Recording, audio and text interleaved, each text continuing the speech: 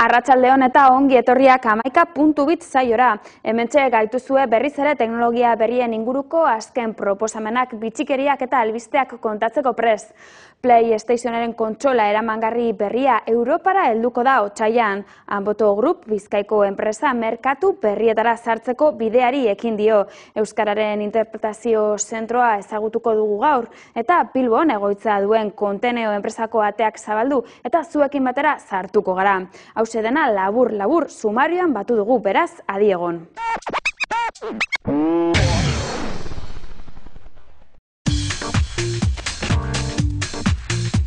Otsailean PlayStation berria izango dugu.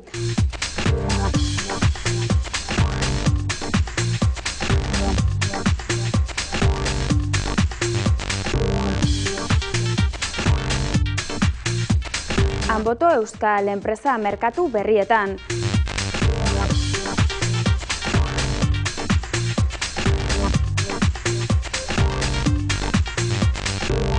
Zenbat herrialdetan erabiltzen da euskara?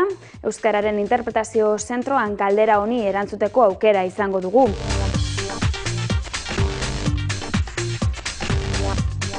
Konteneo enpresaren ateak zabaldu eta bagoaz barrura.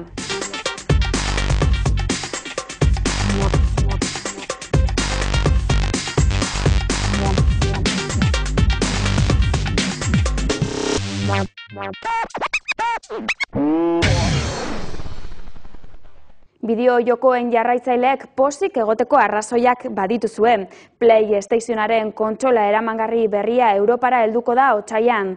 Apur bat itxaron beharko dugu oraindik, baina honako bideo honetan kontsola honek izango dituen ezaugarriak laburtzen saiatuko gara.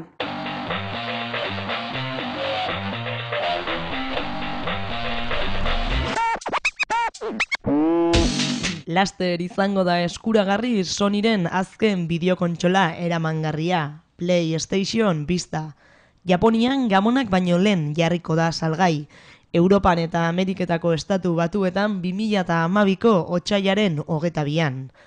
5 atzbeteko OLED pantaila ukigarria dauka, eta aurreko modeloak baino 4 aldiz erresoluzio handiagoa.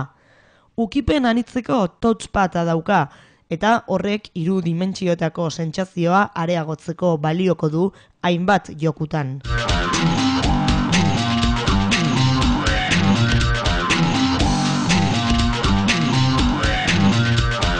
PS Vista sarean jokatzeko pentsatua dago. 3G konexioa eta Wi-Fi sareetara sarrera izango ditu. Baita Nier aplikazioa ere. Aplikazio horrek inguruko bideokontsolak identifikatuko ditu eta informazioa partekatu batzuen eta besteen artean. 250 eta 300 euro bitarteko salneurria izango du sarean jokatzeko diseinatutako bideokontsolak. Mendi izena jarri zion Xabier Uribe Etxeberriak bere enpresari, Anboto. Enpresa honen helburua bere ezagutza eta eskura dituen baliabide guztiak bezeroen kostuak murriztera eta irabaziak handitzera bideratzea da. Technology Review, mundu mailako teknologia berriei buruzko aldizkariak, mundu alda dezaketen 35 urte azpikoen zerrenda kaleratu du. Bertan agertzen da Xabier Uribe Etxeberria, Anboto Euskal enpresako sortzailea.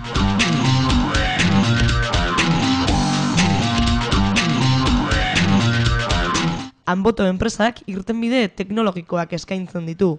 Hizkuntza naturalaren bidez, harreman interaktibo erraztua bermatzen du kontsumitzaile edo erabiltzaile eta ordenagailuaren artean. Erandion daukate egoitza nagusia, baina Silicon Valleyn ere zabaldu berri dute bulegoa.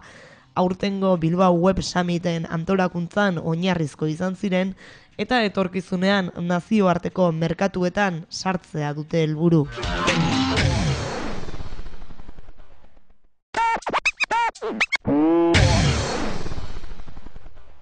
2004ko abenduaren 3tik Euskararen egun batetik alegia Euskararen etxeko ateak zabalik daude euskaltzalentzat, ikertzailentzat eta euskarari buruzko gaietan interesa izan dezakeen pertsona guztientzat. Euskararen etxeko lehenengo solailuan euskararen interpretazio zentroa dago, Azkue Fundazioak kudeatzen duen zentroa hain zuzen ere.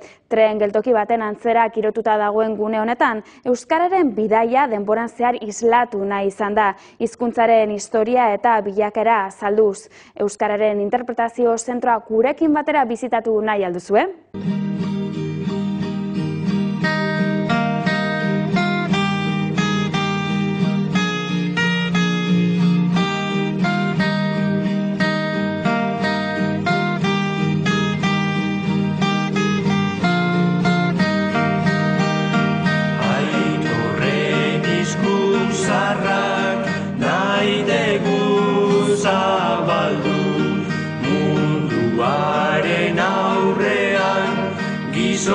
Batez be hona etortzen dira interpretazio zentrora DBH-ko eta batxillergoko ikasleak batez be. Hori, 12 urtetatik 16 urtetara, edo 18 urtetara izaten dira etortzen direnak batez be, ikasgelatan, ikastetxetan eta lantzen da bezalako euskal edukiak adin tarte horretan. Batez be DBH 3. mailan, 4. mailan, adin tarte horretan lantzen da bez teoria horrek. Edo euskera mota horren lehenengo sailkapen egin eban pertsona izan zen Luis Luciano Bonaparte. Eta horrek dira Bonapartek aurkitu ebazan euskalkiak. Gaur ez da mapa hau erabiltzen, beste mapa barri bat erabiltzen da hau. Normalean hona etortzen dira gaztiek, baina askotan be etortzen dira hirugarren adinekoek, eta beraie jartzen da nahiko interesa.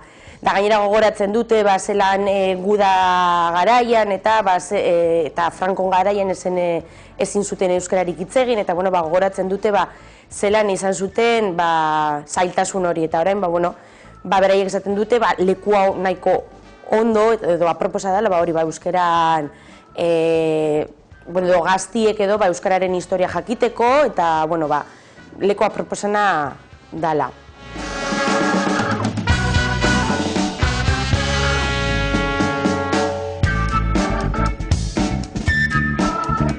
Ginak egiten da bena da ona etorri eta gero ikastetxeetan landu, hemen aurretik landu duguna. Beste batzuk bai ikusten da pixkat landu da bela euren ikasgeletan eta zeo zer badakitela, bai hemen informazio gehiago emoten dugu eta era bisual baten orduan entretenigarria da eta hemen gehiago ikasten dabe gaiari buruz. Afrikako iparraldean kokatuta zeuden eta teoria berdinak dio. Euskal Herrira joan zirala eta gitxika urteak pasatu ahala euskaran bihurtu zen. Segaitik esaten dabe honek? Berdin. Bi hizkuntzen artean berdintasuna topatu zituztelako. Eta azkenengo teoria. Zer dino hemen? Hor topatu zirela Gorbea mendia, Aralat, gudeko Aralar, ezta? Mendia? Horek Aralat mendia daukate. Guza esaten dugu fuego? Horek esaten da betxua. Nik uste dut klasean, bertan eskolan gaudenean, irakasle hori, batzutan irakasleek hitz egiten dugunean, ohituta daude guri entzuten. Eta irteraren bat egiten dugunean, behintzat beste ahots batzuk entzutea, edo beste ikuspuntu bat ikustea, edo beste ez dakinik hemen ikusten dugu zen moduen ordenagailuetatik zer edoa ikustea, beti ematen diela beste ikuspuntu bat. Gaur egungo ikasleen perfila jakinda zelakoak diren, mundu hori, interaktibo mundu hori ikaragarri gustatzen zaie, bai ez dakinik ordenagailuen bidez, edo olako teknikak erabilita, batez ere teknologia munduko gauzak erabilita, askoz ere eraginkorragoak izaten dira eurengan.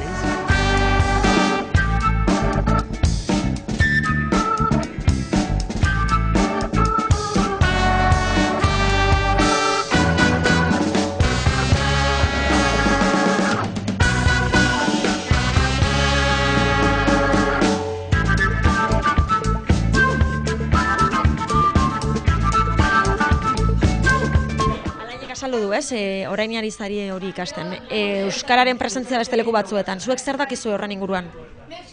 Txinan ere euskera hitz egiten da. Eta korrika egiten da, bebai. Eta bebai, Termoan, Argentinan eta Amerikako bekualdean daudela bebai. Inoiz mapa hau oso ezaguna da, bai? orduan mapa hau egin eban eta kolore bakoitza euskalki bat da, bai?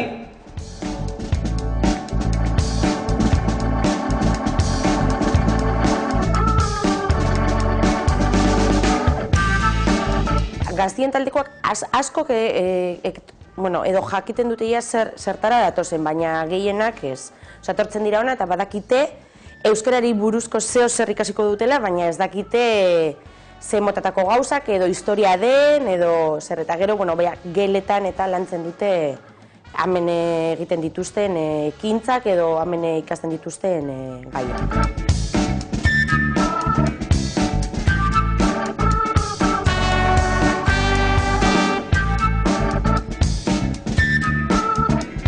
Ikasleek botatzen da bezan komentariorik gehienak izaten dira aniztasun dialektikoari buruz. Badaukagu pantaila baten adibidez zelan esaten den ostiral hitza hainbat euskalki ezberdinetan. Orduan eurek adibidez entzuten dabe barikua edo ostirala, baina inoiz ez da bentzun ebaikotza edo hortxilleria, ez da iparralden esaten den ostirela edo beste era batzutan. Orduan hori izaten da gehien horreri buruz esaten dabe hainbat komentario.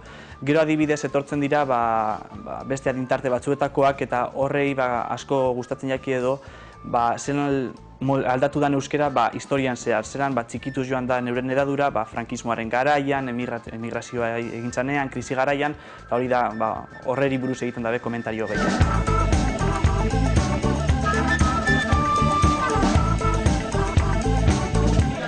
Euskararen jatorria, baina ez da oso zehatza zein den, ez da, eta latinari egin diola aurre eta holan, horrelako gauzak.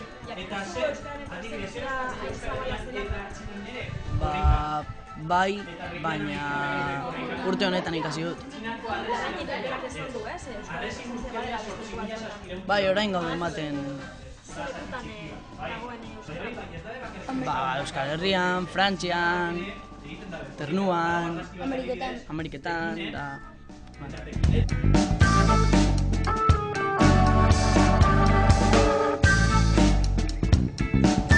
Askotan, komentatzen dugu, nondik datorren euskara hizkuntza. Eta komentatzen zaie, zelan,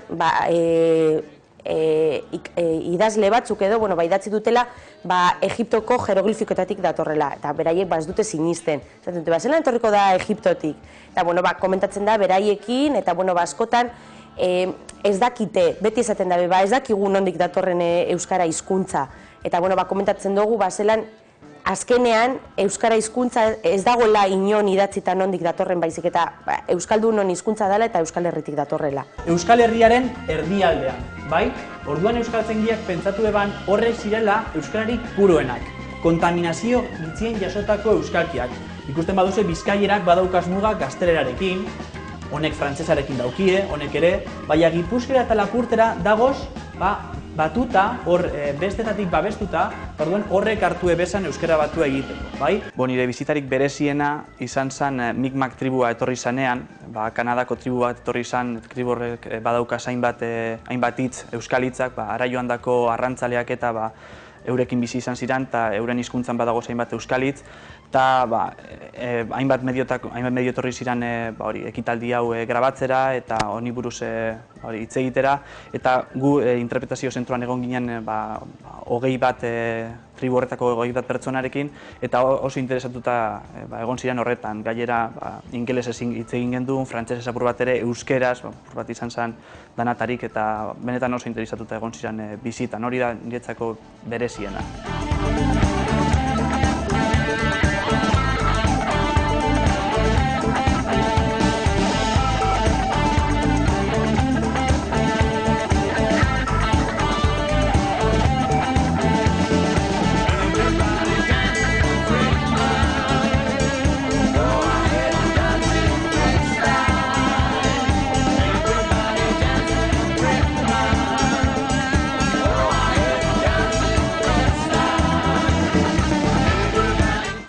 jubilatuen talde bat etorri zen egun baten, eta berai jarri zuten nahiko interesa, komentatu zuten zelan beraien haurtzaroan eta zailtasunak izan zituzten euskaraz hitz egiteko, eta komentatu zuten hori zelan erromatarrak etorri ziren, eta beste tribuak eta euskara esen desagertu, eta zelan gaur egun hitz egin behar dugula edo saiatu behar garela gazteekin euskaraz hitz egiten gure hizkuntza ez galtzeko.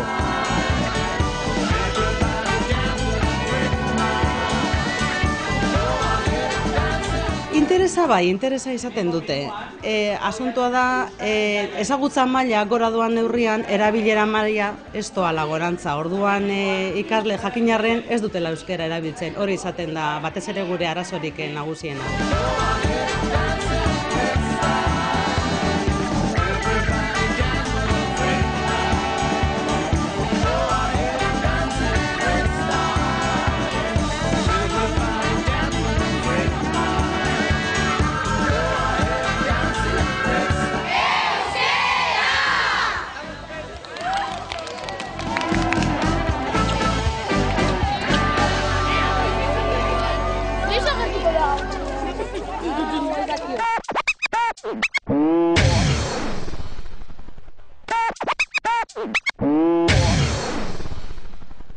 Negozio anitzak, baina guztiak ere berritzaileak eta guztiak ere interneten garatu eta zabaltzen dituenak. Hauxe da Bilboko Konteneo enpresak egiten duen lana.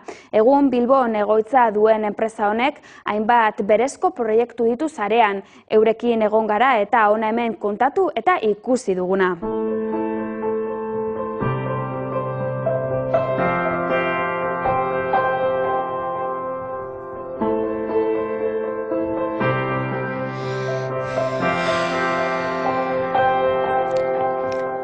Help, I have done it again.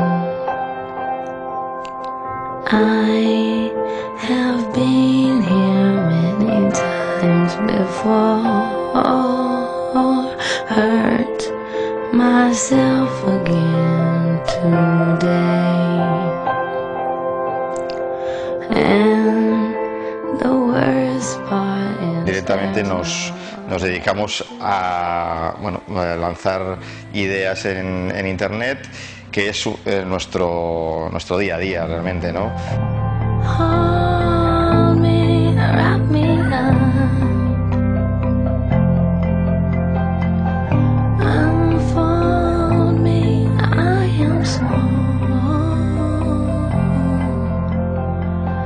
and needy, warm me up.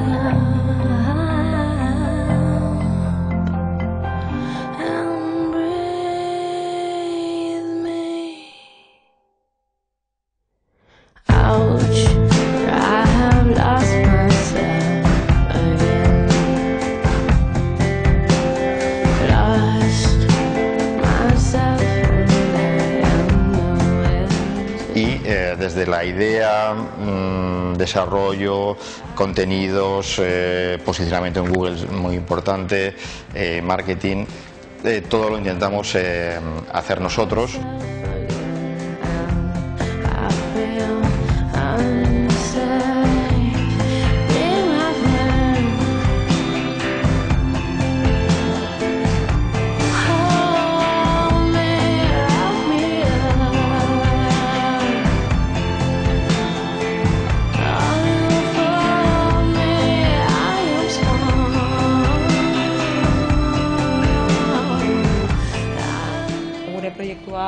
ADPV da, ADPV Marketplace de Publicidad, publizitatea salerosten den merkatu online bat da, eta bertan euskarriek edo medioek euren publizitate guneak saldu eta kudeatu ditzakete, hau da errentagarri bihurtu, eta bestaldetik iragarleek euren kanpainak jarri ditzakete martxan ADPV-ri esker.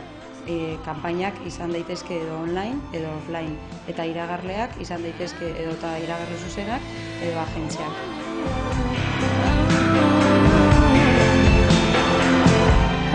Los primeros años hemos dedicado, o nos dedicamos a más el sector ocio, pues también deportes. El primer éxito que tuvimos fue de apuestas deportivas, y apuestas.com ahora mismo es la mayor comunidad que hay de aficionados a las apuestas.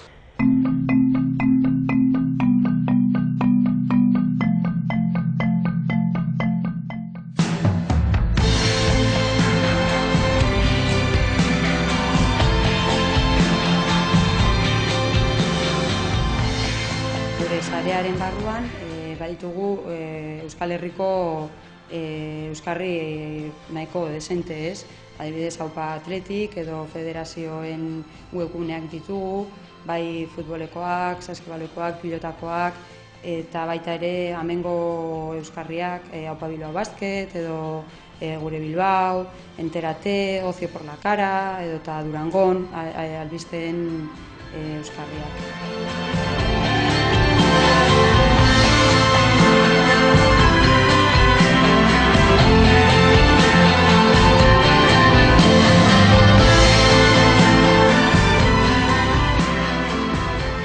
Bederatzi marketplace horietan publizitate kanpaina integral bat martxan jartzeko aukera eskaintzen du ADPUek. Honek ahalbidetzen duen sinergiak aprobetxatuz. Iragarleak batez ere interneten martxan jartzen dituen kanpainetan estatistika zehatzak jasotzeko aukera du.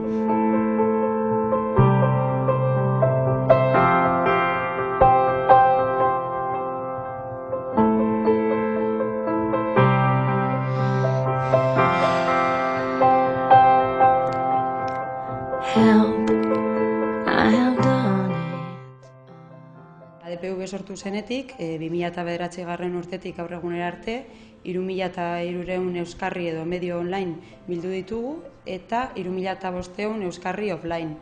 Guztira, ia 7.000ko euskarri sare bat bildu dugu, sortu dugu, eta bertan iragarleek aukeratu ditzakete hainbat edo gustokoen edo euren targetarekin hobeto doan euskarria edo euskarriak. Gaur egun, bederatzi marketplace, guk asko erabiltzen dugu ingelesezko hitzak, baina marketplace esango litzateke merkatu bat, eta merkatu horiek gaur egun dira interneteko merkatua, mobileko merkatua edo mugikorren merkatua, e-booken merkatua, gero ohikoenak, offline mundutatik datorrenak, telebista, irratia, egunkariak, aldizkariak, eta gero baita ere kanpoko euskarriak edo eta euskarri alternatiboak edo BTL izenarekin ezagutzen diren euskarriak.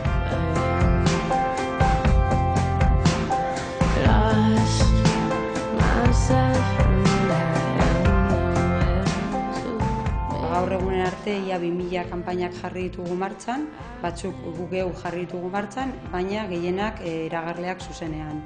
Siempre intentamos que, aunque si es una temática que ya está muy trillada en Internet, por ejemplo viajes, darle una vuelta de tuerca a ese sector, ¿no? En este caso, nosotros tenemos un portal que es lugaria.com, que es de lugares insólitos para visitar en el mundo.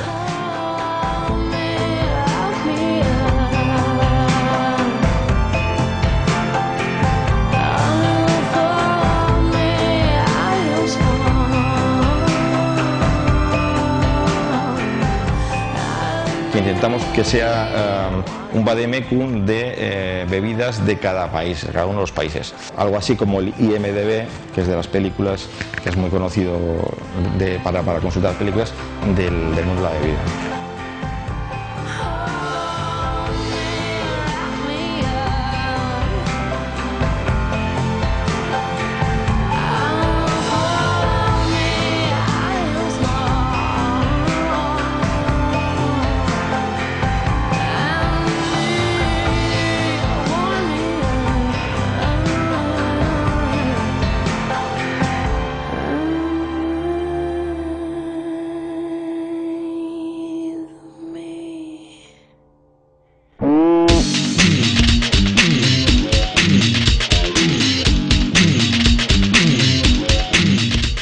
hause gaurko saioak eman duena. Agur ezateko unea bai, baina agurtu aurretik beti bezala sarean ikusitako bitxikeria honekin utziko zaituztegu datorren asterarte zaindu eta ondo pasa.